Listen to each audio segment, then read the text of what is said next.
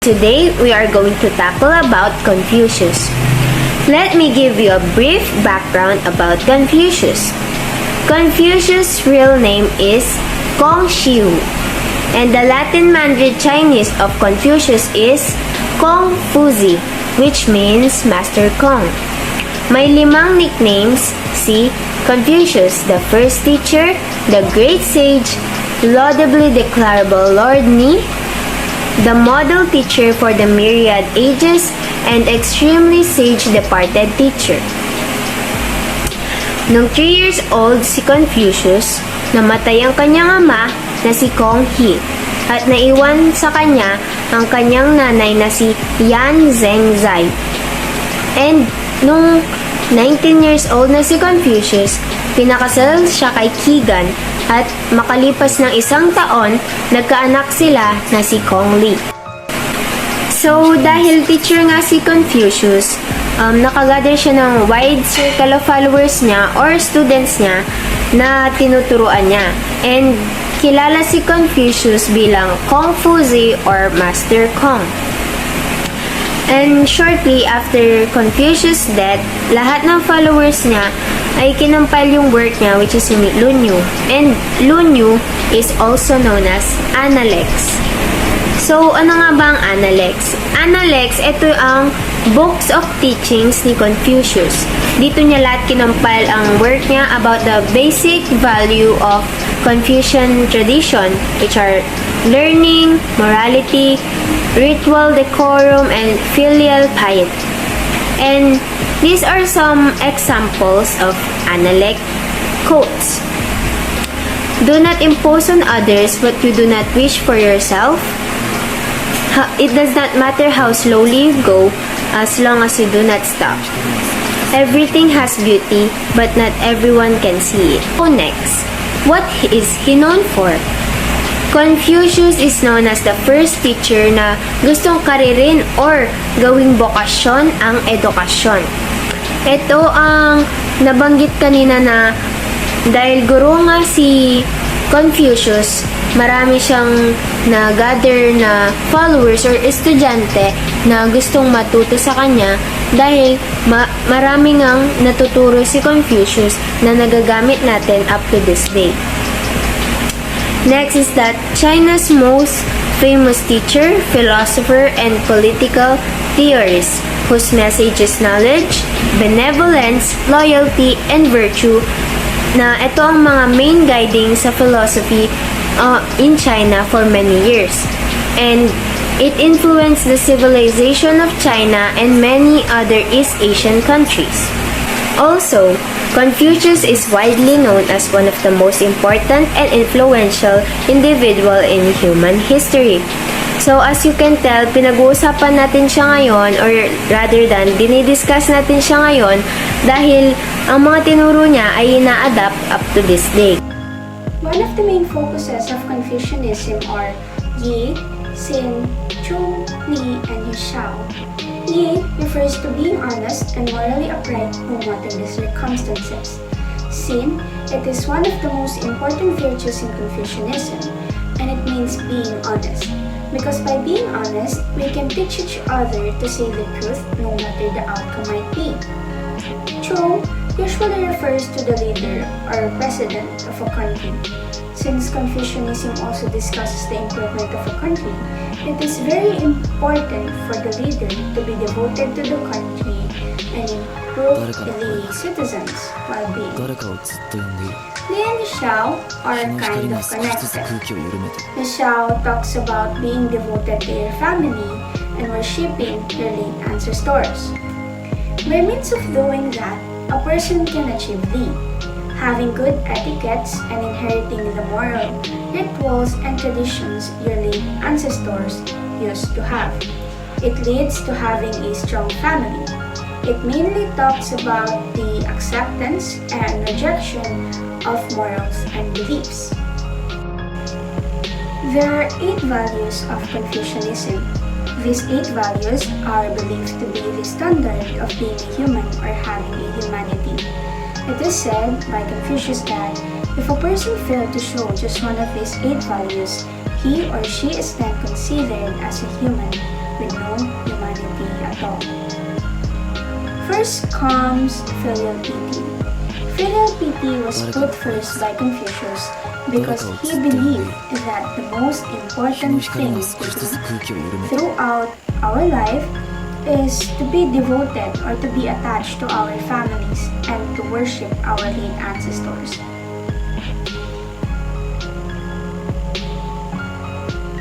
Next is respect for your brothers.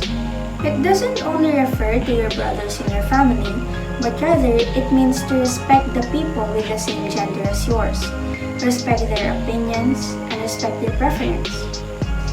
The next one is loyalty. The word loyal is often used in relationship. It means being attached to a particular object, to a particular person, specifically to your lover. It means choosing priorities over anything else, or choosing something that is much more important to you. And the next one is keeping promises. We always hear the quote, promises are meant to be broken. But no, promises should be fulfilled.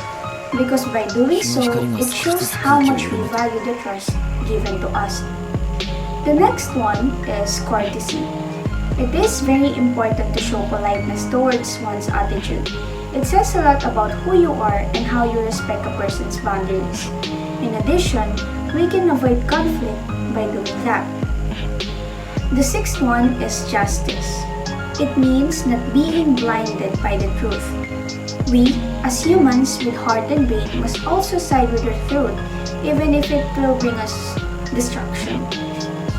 And the seventh one is being non-corrupt. This value doesn't only refer to the leaders of a certain country, but it applies to each one of us.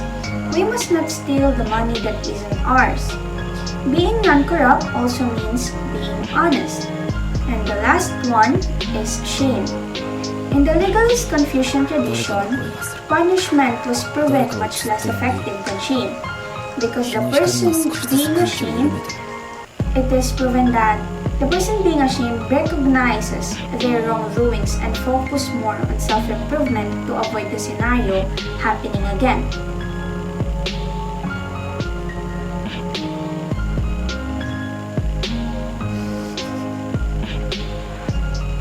These 8 values do not only talk about having humanity, but also, by performing them, we actually make the society a stronger one. A stronger society isn't a society filled with bodybuilders, but a strong society refers to a society that consists of kind humans and kind humans that consistently radiating kindness to people around them.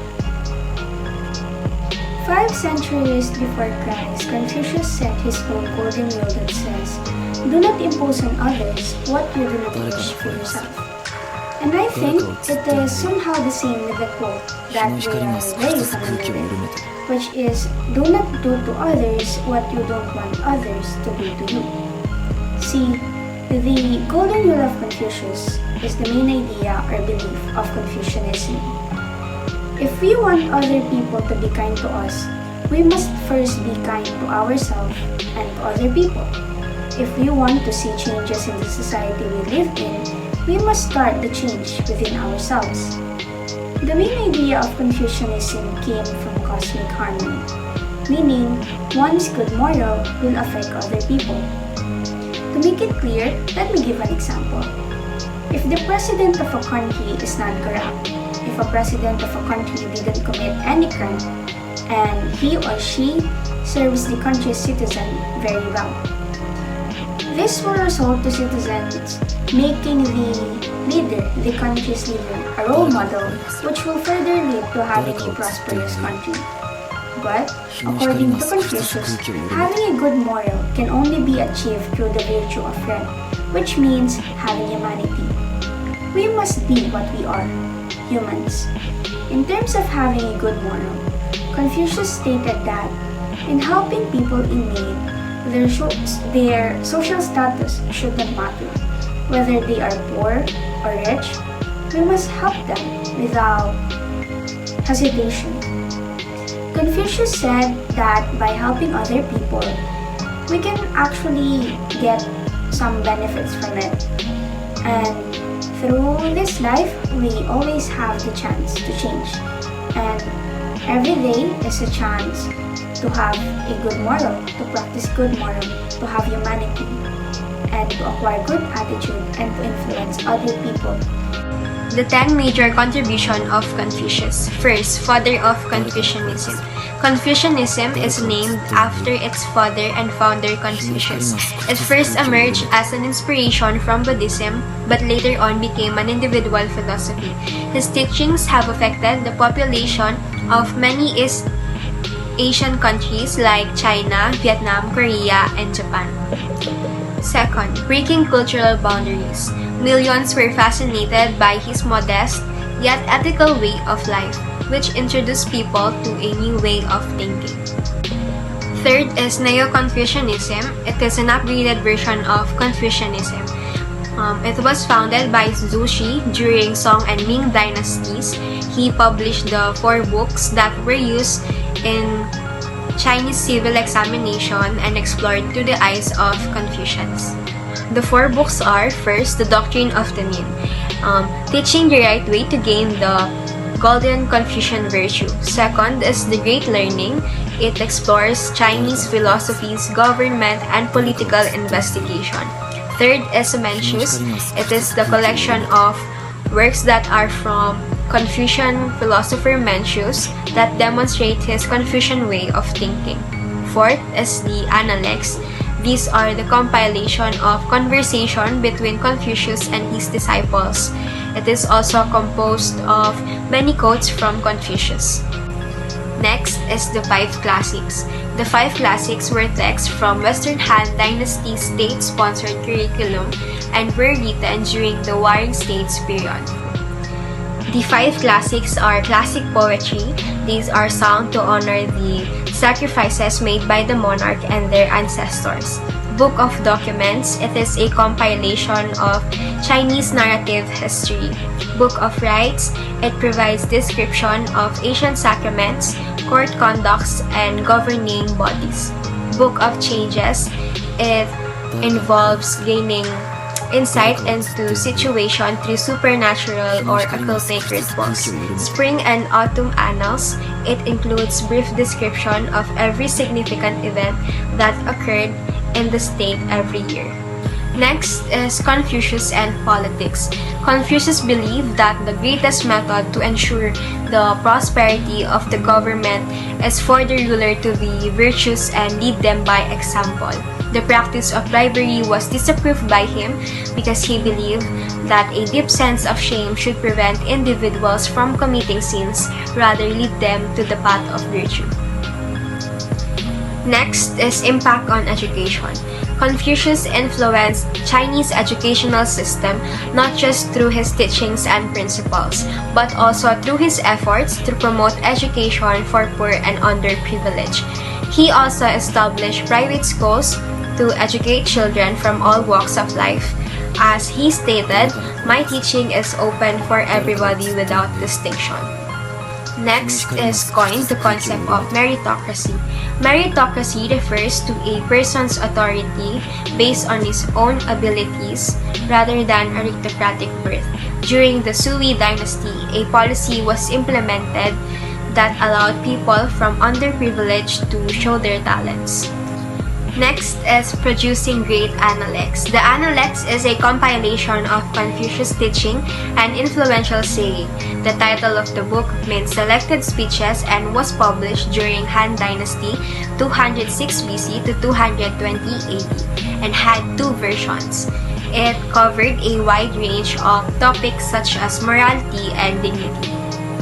Next is a religious and secular figure. Confucius' philosophies are considered to be religious, and his teachings were mainly about ethics and humanism. But he also supported secularism, or the idea of being not religious or not connected to a church or other religious organization. Lastly is ethics. Confucian ethics deals with the form of human relationship, particularly the primary family relationship, which serves as an idealized model for all other religions. After looking for information about Confucius and reading some of his beliefs and ideas, we've learned that having a good moral in all circumstances should be practiced by everyone, including ourselves. Like, never let your bad day ruin someone else's. Kindness makes a beautiful world. Being kind and compassionate to one another is a goal everyone should have. As a human being, we must relate ourselves to other humans that surrounds us, especially to our families. Because even if the world turns its back on us, our families will always be there to guide us, comfort us, and especially love us. And I've learned from Confucius is that encourage compassion among others, and he insisted on empathizing and extending virtues as the way to continue humanity.